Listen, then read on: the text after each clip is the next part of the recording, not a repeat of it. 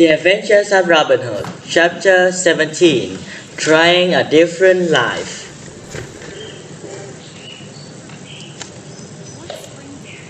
One spring day, Robin was watching Little John repair a bow. The day was warm and pleasant, and Robin felt very content. "I'd rather live here than in the King's Palace," announced Robin. "The woods are green and beautiful.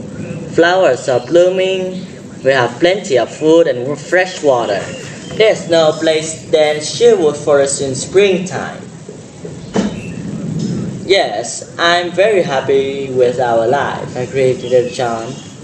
He rubbed the string of his bow with some wax. You mentioned spring, Robin, but actually every season has its rewards. Even winter. Do you remember the winter day we spent with that friar and two beggars? The friar seemed to be enjoying himself strolling around the countryside, finding both good food and a warm fire. "If I couldn't live here in Sherwood Forest, I'd like to be a friar." "Really?" said Robin. "I chose to be a beggar. I thought those two beggars led a happier life.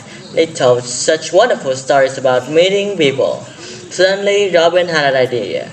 "Let's have an adventure today. I'll try begging while you try a friar's life. Then we'll see who has the most fun." Little John laid down his bow. "Let's do that." Robin and his band kept a chest filled with all kinds of clothes. Little John pulled out a gray friar's robe and put it on. He tied a string of beads.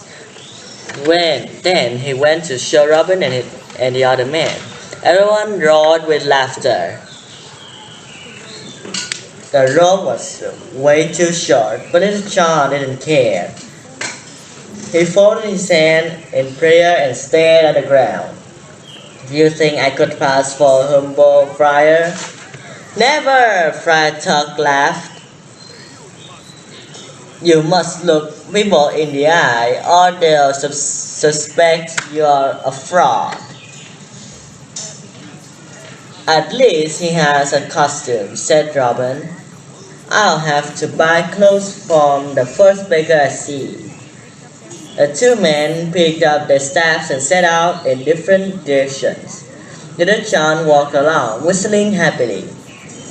Birds twittered in the trees and green hills rose toward the sky. Little John soon met three pretty girls carrying eggs to market. "Oh, you shouldn't have to carry those heavy baskets," said Rob to Little John. "Let me help you." "How will you manage all three baskets?" said the first girl. "Like this." Little John handed his staff to the second girl. Then he tied one basket to his back and carried the other two in his hands. The girl blushed and giggled. As the four of them walked toward Nottingham, they made an amusing sight. Here were three pretty girls with a huge friar in a short robe. The friar was trying not to drop three baskets of eggs. He was choked with Little John, and he choked right back. He laughed and talked with the three little girls. "I'm having a great day," he said to himself. Little John felt sad when they reached the edge of the town. "I must leave you here," he said. He didn't dare to enter town. He must meet the sheriff's man.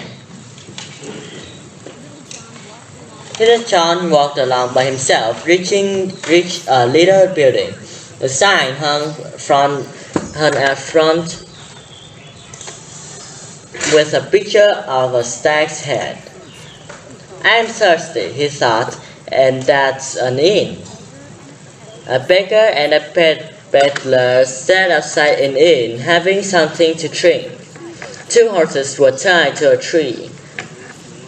"Are those your horses?" asked Little John. "No, they belong to two friars who are inside eating." "Would you like to share our drink?" asked the beggar. "Oh yes, I've been walking all morning and I'm quite thirsty." Little John enjoyed the drink and then began to sing. Soon the two friars came out of the inn. One friar was tall and thin, and the other was short and fat. They were heard Little John singing. They both frowned. That's not a proper song for a friar to sing, scolded the tall friar. You're a disgrace to friars everywhere. You know who's a disgrace, said Little John, for us who cheat the poor. The beggar and peddler laughed, but the two friars scowled. As the friar walked toward their horses, Little John offered to help them mount. We don't need your help, said the tall friar. Go away. Oh no, said Little John. I'm sorry that you don't like my company, but I'm a friar too. So I'm coming with you. The beggar and peddler grinned at the sight, a tall friar in short robe rushing after two scowling friars.